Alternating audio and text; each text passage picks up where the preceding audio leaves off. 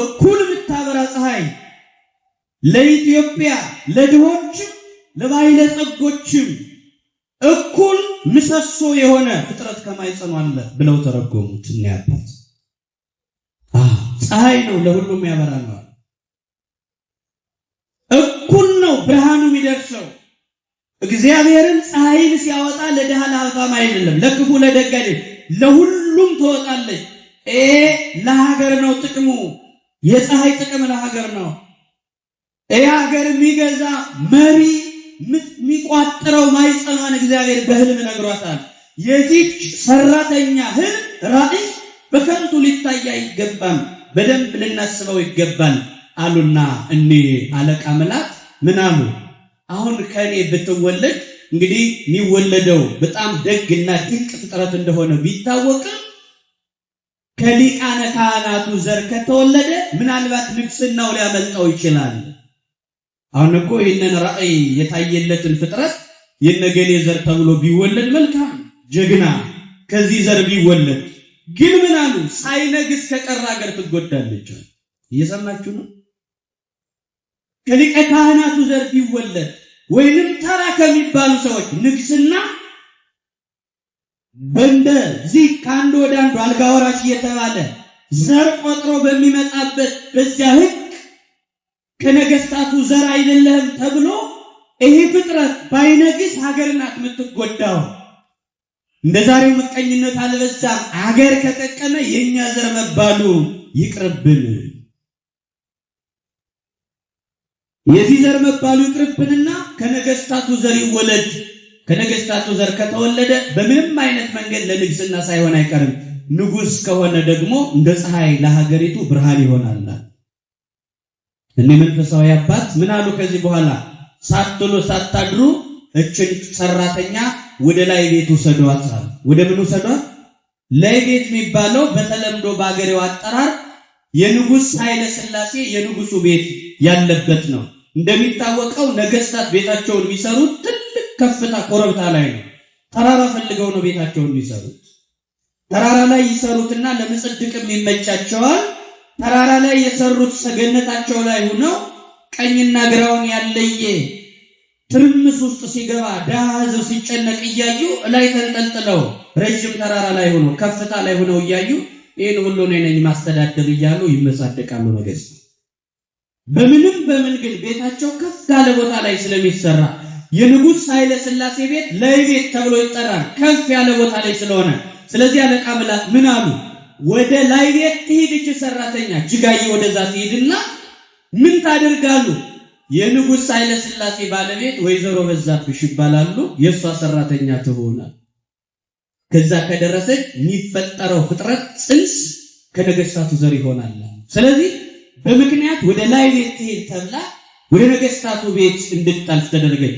ንጉስ ኃይለ ሥላሴ ቤት ገባች። የንጉስ ኃይለ ሥላሴ ቤት እንዳልኳችሁ ወይዘሮ በዛብሽ ማን አልኳችሁ? ወይዘሮ በዛብሽ የሷ ሰራተኛ ሆና ስትቀጠር ያ ታች ላይ የተሰማ ወሬ ላይ ቤት ደረሰ።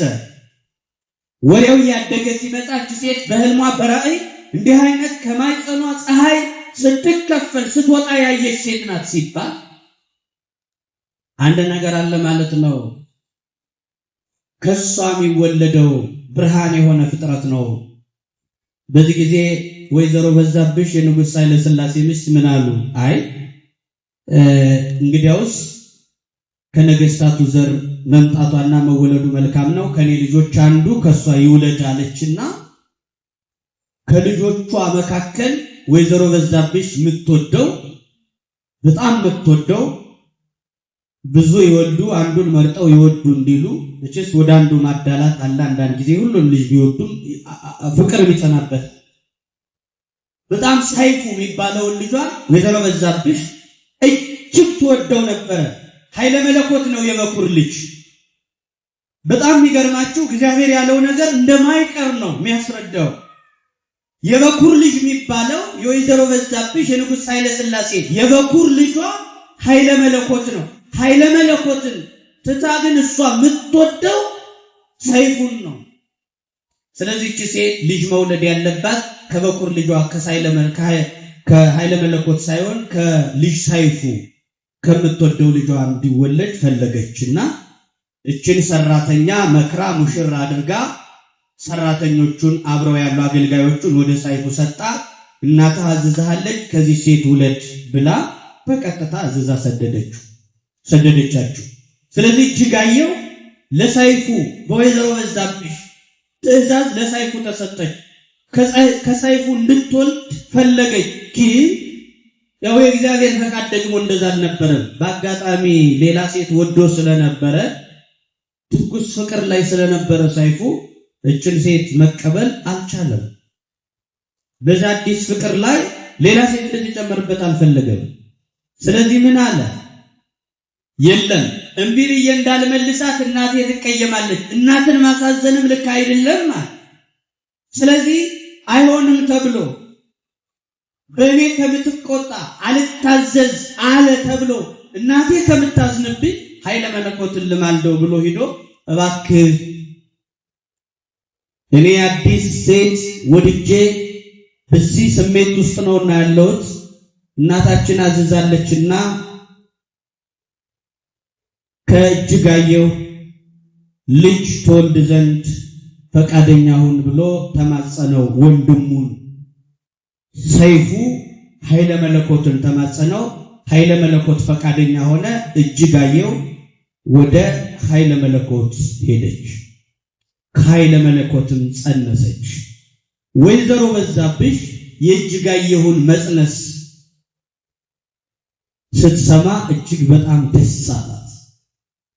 ከምወደው ከሰይፉ ጸንሳለች ብላ ነገሩ የገፋ ሲመጣ እጅጋየሁ የጸነሰች ከሰይፉ ሳይሆን ከኃይለ መለኮት ነው ሲሏት እጅጋየሁን በእግር ብረት አስራ ገረፈቻት ይላል።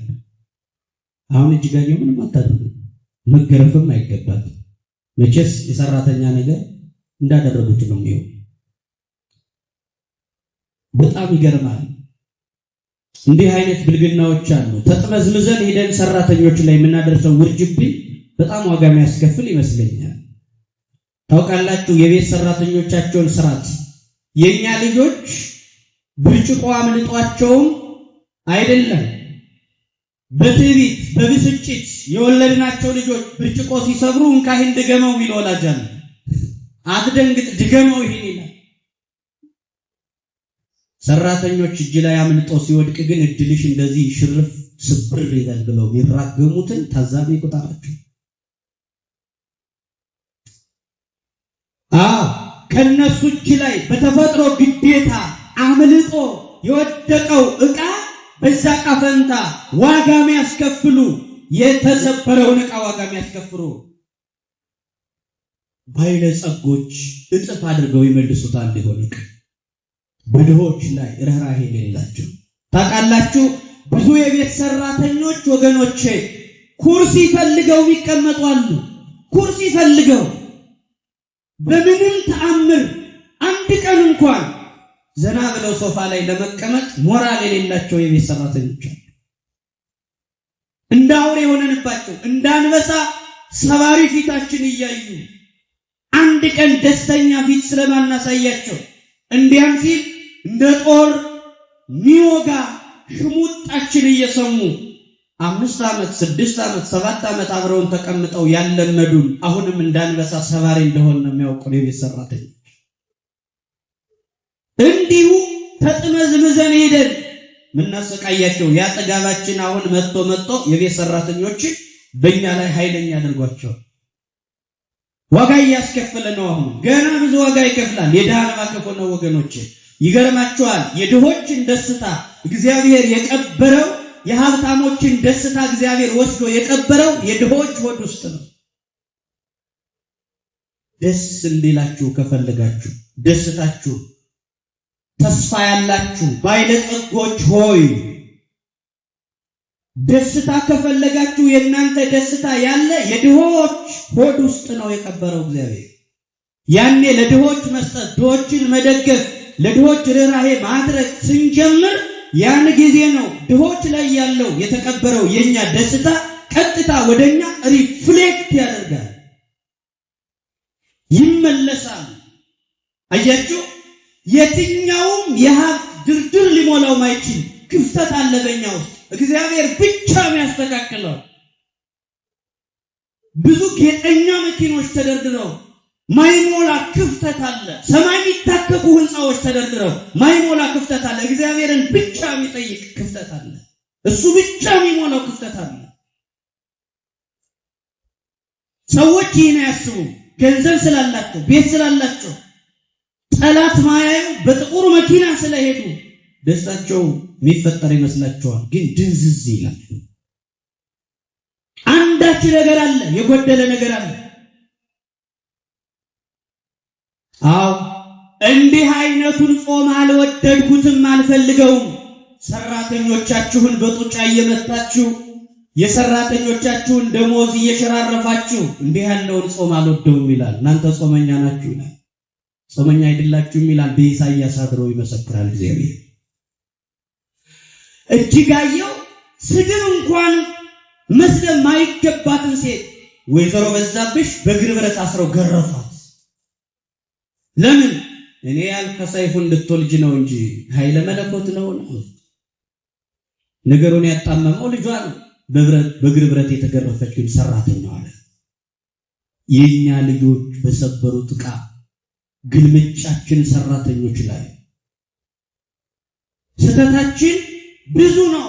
ከዚህ በኋላ ግን በምልጃ በብዙ ነገር ፈታታለች።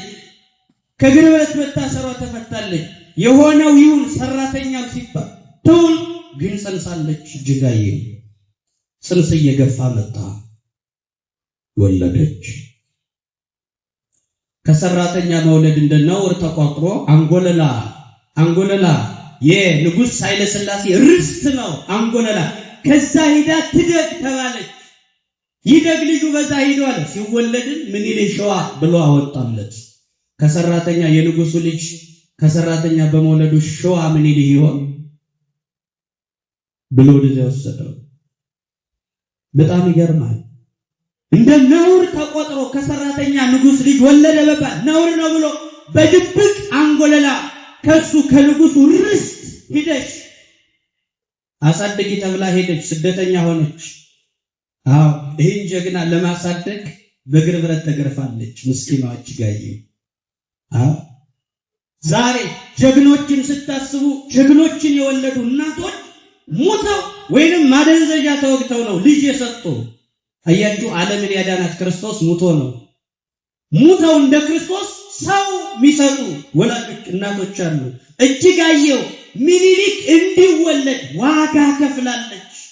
ምኒልክ እንዲወለድ ያለ በደሏ በእግር ብረት ተገርፋለች። ግን ይሁን ግድ የለም ጀግና ወልዳለች። ዛሬም ታሪኳ ይጠራል። ሕያው ነው ታሪኳ አይሞት። ወልዳለች። እጅጋየሁ ምኒልክን ለማሳደግ እንደ ነውር ተቆጥሮ ስደተኛ ሆናለች። መጫቷ ወጣ ሄደች። እንደ ሌሎች በነገስታቱ ቤት እንዳሉ እንደ ነገስታት ልጆች በቅንጦት አልታረሰችም። ሰራተኛ አውጣት ተብላ ርኅራኄ ሳይደረግላት ስደተኛ ሆነች። ለምደዋለች፣ ችግሩን ለምደዋለች። ዞር ብላ ግን አሁን እናት ሆነች፣ ልጅ አሳዳጊ ሆነች። ለቁም ነገር በቃች ወገኖች። ዛሬ ቀለል አድርገን ያየናቸው የቤት ሰራተኞች ነገ ትልቅ ደረጃ ይደርሳሉ። እኛ ቤተ ክርስቲያን ስንመጣ እንደ ውሻ ቤት ዘግተንባቸው ምን መጣ ቁም ሳጥን ሙሉ ልብስ አጥበው ጎን ለጎን የኛን የሚበላ የሚጠጣ ነገር አዘጋጅተው እንቅልፍ አጥተው እረፍት ያጡ ቤተ ክርስቲያን በዕለተ ሰንበት መጥተው ታምር ማይሰሙ ቅዳሴ ማያስቀድሱ አንድ ቀን እንደኛ ቁጭ ብለው ወንጌል ማይማሩ ግን የትልልቅ ሰዎች ዘር ነገ ትልቅ የሚሆኑ እኛ የጨከንባቸው በእኛ እጅ ላይ ጥሏቸው እግዚአብሔር ምኒልክ ተወለደ። አቤት ምኒልክ በኋላ ለድሆች የነበረው አመለካከት ይገርም። እንዲህ ሆነ። አንድ ቀን ሌላ ህልም ተደገመ። በህልማቸው ንጉሥ ኃይለ ሥላሴ በህልማቸው ይመስላቸዋል። እዛ ሄዶ ይደግ የተባለው ብላቴናው ሕፃኑ ምኒልክ ከዛ ተሰዶ እያደገ ንጉሥ ኃይለ ሥላሴ ምን አዩ መሰላችሁ? ከሕፃኑ ከምኒልክ ጋር ጎን ለጎን ቆመው ይመስላቸዋል በህልማቸው። ሕፃኑ አብሯቸው ኩችች ብሎ እዚህ ላይ የቆመ ይመስላቸዋል። ምኒልክ ታዲያ ሰውየው ትልቅ ናቸው፣ ረጅም ናቸው። ከሳቸው ከረጅሙ ጥላ ይልቅ እንደ ድንከታቸው ጉልበታቸው ላይ ያለው ሕፃን ጥላው በልጧል። ያዩታል በህልማቸው።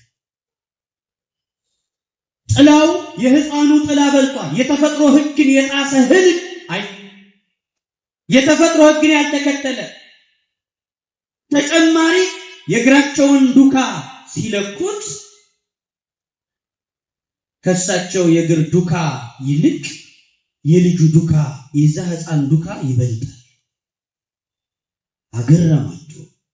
ምልክቶቹ እንደ ቅዱሳን ታሪክ እንዲህ መጡ። ሚስተዋል ሆኑ። ትንቢትም ነበረ። ክብረ ነገሥቱ እንደሚናገረው